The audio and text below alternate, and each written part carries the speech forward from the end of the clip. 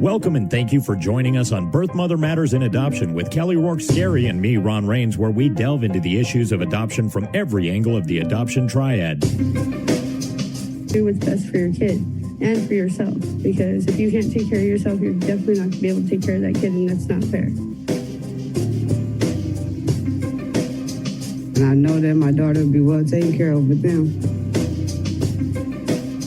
Don't have an abortion. Give this child a chance. All I could think about was needing to save my son. My name is Kelly Rourke-Scary. I am the Executive Director, President, and co-founder of Building Arizona Families Adoption Agency, the Donna K. Evans Foundation, and creator of the You Before Me campaign. I have a bachelor's degree in family studies and human development and a master's degree in education with an emphasis in school counseling. I was adopted at the age of 3 days, born to a teen birth mother, raised in a closed adoption, and reunited with my birth mother in 2007. I have worked in the adoption field for over 15 years. And I'm Ron Rains. I've worked in radio since 1999. I was the co-host of 2 successful morning shows in Prescott, Arizona. Now I work for my wife, who's an adoption attorney, and I'm able to combine these 2 great passions and share them on this podcast. Due to the rating of this podcast, we'll be using very general language. Please note that this episode may contain language not suitable for children. Since this podcast is about adoption, the precursor is pregnancy, and the precursor to pregnancy is a lack of or ineffective use of birth control. Therefore, we feel that this topic is one that we must address. According to WebMD, birth control can help people decide when they want to have children. There are many types to choose from, including different types of barrier, medications, and traditional methods that need no additional resources. Effectiveness varies and often depends on how carefully the method is applied. Only a male condom offers any protection against sexually transmitted diseases. Some of the birth control myths that I talk about with women when they come into our program, there is a lot of information on the internet, in doctors' offices, that there's all folklore, I should say, that people have passed on from generation to generation. So I really wanted to spell a couple of these. Birth control is not 100%. The only 100% chance that you won't get pregnant is if you're abstinent. So that's the only 100% chance. Right. You can get pregnant the first time you have sex. You can also get pregnant while breastfeeding. I didn't know that was a myth, that you couldn't if you were... Really? Yes. Okay. Sometimes when you're breastfeeding, you don't get your cycle. And so because you're not getting your monthly cycle, some women think that they are not able then to get pregnant because they're not having their monthly cycle. So they don't realize that they're still ovulating. I see. Okay. And lastly, condoms do have an expiration date. Just about everything at this point in our lives has an expiration date. Car seats, water you have bottles. to look at it this way. Anything that's like a latex or rubber kind of material, it will dry out, it will become brittle, and so you have to look at a condom the same way and know that, okay, that is not going to stay the same consistency over time. Even if it stays wrapped, it's not good forever. Right. I want to save prophylactics or condoms, whichever word you want to use, for the end when we're talking about birth control methods, because that's the one I really want to dive into. I think that is the most controversial in terms of studies and rates of effectiveness. And that's something I really want to dive into, because that is what I would say is the most commonly used birth control method for women that we work with. Okay. If they're using a birth control method. Right. So I looked at 2 different studies, and one of them was the CDC. The other one was money.usnews.com. And I know that sounds funny that you would look at birth control from that perspective, right. But financially, I wanted to see, what things were costing. And obviously, when we go through these, understand that the cost and effectiveness of birth controls, even though it's surprising, the cost is going to depend on if you have insurance, what the insurance will cover, and where you're residing in the United States. So there's a higher cost of living in some areas versus other areas, and that will also influence the cost of birth control. So what's so interesting is, in one study, we see birth control pills have a 91% effectiveness rate, whereas the typical failure rate is 7%, which, so they're saying really 93%. So you want to look at that as 91 to 93% effective for birth control pills. That's not the numbers that I remember from when I was in high school. I remember those being up in the 98, 99. I do not remember it being as low as 91 to 93. Why the change? User error. Okay.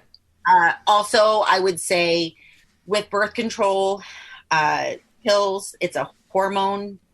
In most situations, it's a hormone supplement or what have you. I'm not a doctor. We need to preface that. Neither one of us are doctors, but you also need to find out which one works the best with your body and which one your body responds to the best. And so if you have one that is not working as effectively as another one may work, I'm sure that plays into the effectiveness as well. Okay. An intrauterine device, IUD, they're saying that there is a 99% effectiveness rate. Going back to birth control pills, $0 to $50 a month is the standard cost. Is the price. An IUD, they're saying a 99% effectiveness rate, and the CDC pretty much agrees with that. They last for 3 to 12 years, depending on what type of device you're using, and they can cost anywhere from $0 to $1,300. The ones that we have seen and we have paid for through our adoption agency, a lot of them I think were Mirena, and I think it was around $500. Don't quote me on that amount, but right around $500. Now that $500 is a one-time cost for the 3 to 12 years, depending on what you. Okay. Mirena usually lasts, I think, around 5, but yes. Uh-huh. Okay. The birth control shot, Depo-Provera, you get these quarterly, and they're about $30 to $75, and they have anywhere, according to the two differences in percentages, a 94 to 90%, 96% effectiveness rate. The one thing that's very positive, in my opinion, working with women with unplanned pregnancies is the shot. You don't have to remember to take a pill every day. You just have to remember to go get your shot quarterly. And so if you could remember every 3 months, that's great. But a lot of women come into our office pregnant because they forgot. That's fair. The Nuva ring has a 91% effectiveness rate up to a 93%. So, and that costs $30 to $35 and has to be replaced every 3 weeks. They have a birth control patch. That one is a monthly supply cost between $30 to $35. Effectiveness, we've seen the rates from 91 to 93%. So this next, actually, we'll skip the condom and come back to that. Okay. Diaphragm has an 88% effectiveness rate. That costs between $15 to $50. And then you have to also use a spermicide, which is an extra $7 to $18. And the failure rate they're saying is 87 to 88%. So, or the effectiveness rate, right? Right. Sterilization they're saying basically it's agreed upon. It's about a 99% effectiveness rate. It's different costs for men and women. Men, typically it's about $1,000, and women it's about $6,000. Okay. Now, what's so interesting is that this is a 99% effectiveness rate. And I've worked with so far this year 3 women that had their tubes tied, and they were all are now pregnant. Wow. And we have the medical record. So it wasn't like they just thought that they had their tubes tied. They had had their tubes tied, and it didn't take. There is an implant that you can get in your arm that is about 99% effective according to what we've read. So that's something as well. Okay. Spermicides is something that is a 21% failure rate. So you're looking at, it is 79% effective. Right. Wow. The sponge had a failure rate of 14%. So that would be a 86% success rate for women who've never had a baby. And if you've had a baby before, it drops all the way down to 73% effectiveness. Like I said, in reading this, I think, in comparison to years ago or decades ago, I think they were looking at if you use it perfectly every single time, whatever method you're using, if you're taking the pill every day, if you're, making sure that you get your shot on time, every 3 months, then you're going to have a much higher rate. But because there are failure rates, that's why the numbers are so much lower, is because people are not, taking the pill, daily as they're supposed to. And they're then doubling up, trying to make up for that lost pill. And so because there are failure rates, it doesn't mean that these methods of birth control are not as effective as they used to be. It just means that they have now factored into what in real time is happening. So so a lot of it is a lack of education on how to use these different methods, as well as maybe a lack of discipline on how to use these methods, Error. However you want to get there, user error. Yeah. Okay. Yeah. So in looking at the prophylactic or condom rate, the rates look like 85 to 87% effectiveness. You can get these free from clinics, or you can pay as high as $2.50 for one. I've never seen that high, but that was what one of them was quoted as. Wow. But that number, 85 to 87%, it's going to rain at 85 to 87%. It's going to rain. That's pretty high. And so the chances, in terms of it being a failure, which is the 13 to 15%, that's concerning. And I think, again, a lot of it is misinformation, misuse, not using it properly. I remember when I was young, it was like I don't remember if they were teachers or whatever, but they were constantly reminding us that 2 doesn't work better than 1. Right. And so at some point, there must have been that thought out there that, oh, well, if I use 2, if I double up, I'm even more safe. It actually makes it less safe, less, protective. They say when used properly, male condoms are about 98% effective, according to WebMD. Really good, right. Which is really, really good. But 18 out of 20 women whose partners don't use them correctly could wind up pregnant. Exactly. 18 women out of 100 is really high. Yeah. So some not commonly known facts about condoms, according to the CDC, are if you're using a female condom, don't also use a male condom, because that can cause tearing. Right. As you said, not to use more than one at one time. And then not to use oil-based lubricants like massage oils, baby oils, lotions, or petroleum with latex condoms, because they'll weaken it, causing it to tear or break. In really diving deeper into the prophylactic use and some of the information that has been done, I really want to get this out there, because we want to prevent unplanned pregnancies. We want to be there to help you if you have one, but we want you to be safe. So in looking at the Human Life International, they had some information that I, again, found astounding. According to their statistics, 1 in 14 uses results in a condom failure. The United Nations Population Fund and other global condom promoters claim the condoms have a 98% success rate instead of an 85% success rate documented in real-world studies.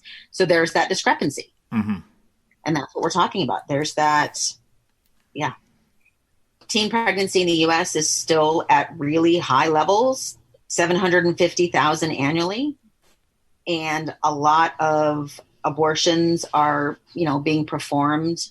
All right. Another fact is they cannot protect against diseases spread by skin-to-skin contact, like herpes or HPV. Mm-hmm.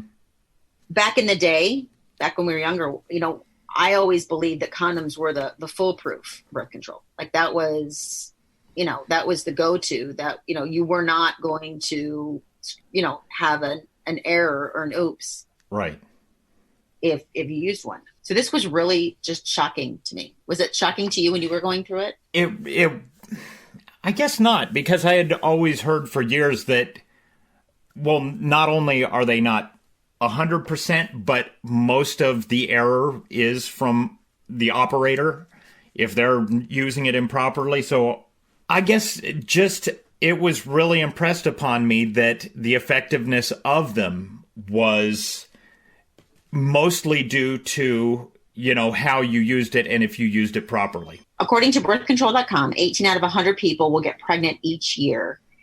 if they use a condom as their only birth control method. So in diving further, some of the condom use errors are late application, early removal, unrolling it before use, failing to remove any air, using them inside out, them being punctured with a sharp object, not checking them for damage, using them twice, storing them incorrectly, having them break.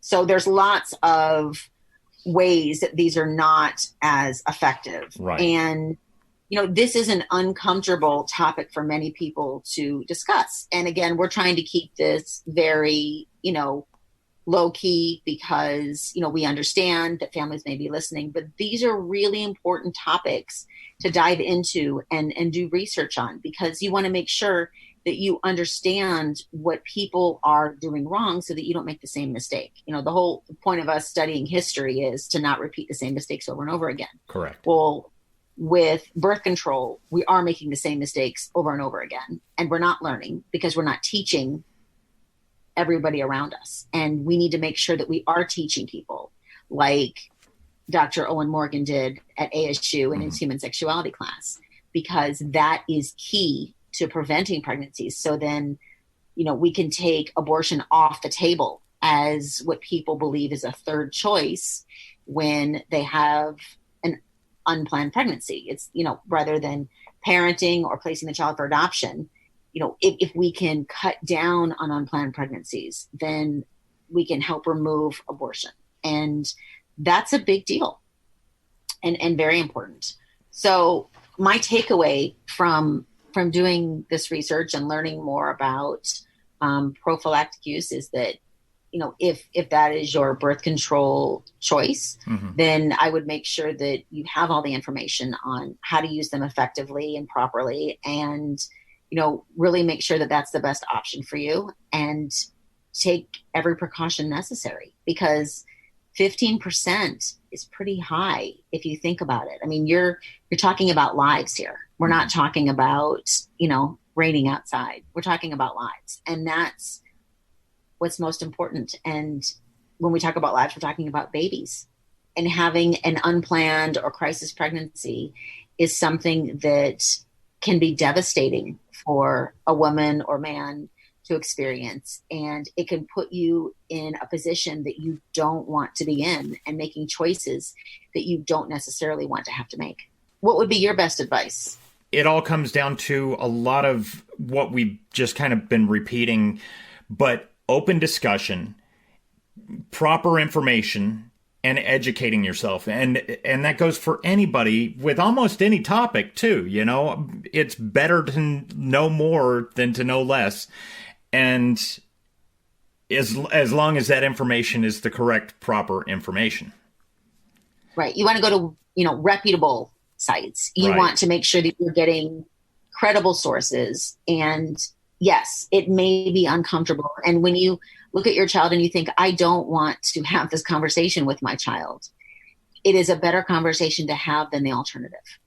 Absolutely. And that's what a lot of parents, don't see in that moment is, sitting down and having that dreaded, birds and the bees talk is, it's uncomfortable. It's awkward. You don't want to think you're poisoning your child's mind and you are putting ideas in their head.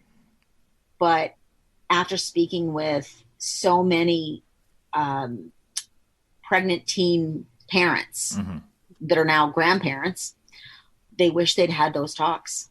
They wish that they had really gone into those topics of birth control and preaching abstinence. But if, as a parent, if you've done everything you can to prevent your child from having sex and then that's your goal. And that's most parents' goals. Probably all parents' goals.